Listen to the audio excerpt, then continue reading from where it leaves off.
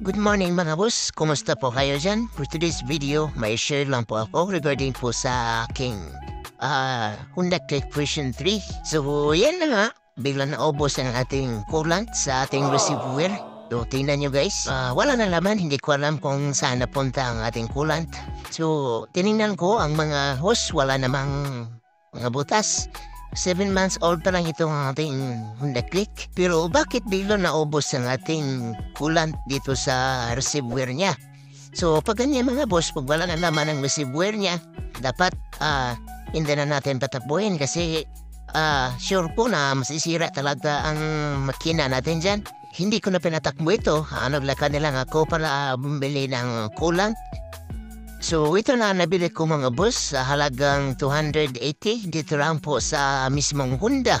Ito sa aming lugar. So ito mga boss ay ready to use na premix na po ito. Open lang natin yung mismong cap niya para malagyan na natin ang coolant. So make sure lang mga boss na ma-check niyo palagi ang inyong coolant para hindi kayo magka-aberya. Lalo na kung mag-long ride kayo. Ilagyan na natin. Dahan-dahan lang.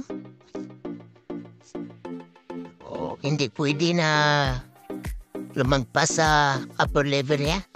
So again, reminder lang po, lalo na sa mga click user dyan, dapat ma-check yung maigi ang inyong coolant para hindi kayo magka-problema sa inyong makina.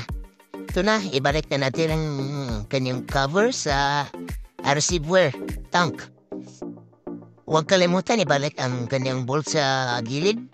Hanggang dito lang muna ako mga boss. Maraming salamat sa inyong panonood. Sana may natutunan kayo sa aking video ngayon. Please like and subscribe. Maraming salamat.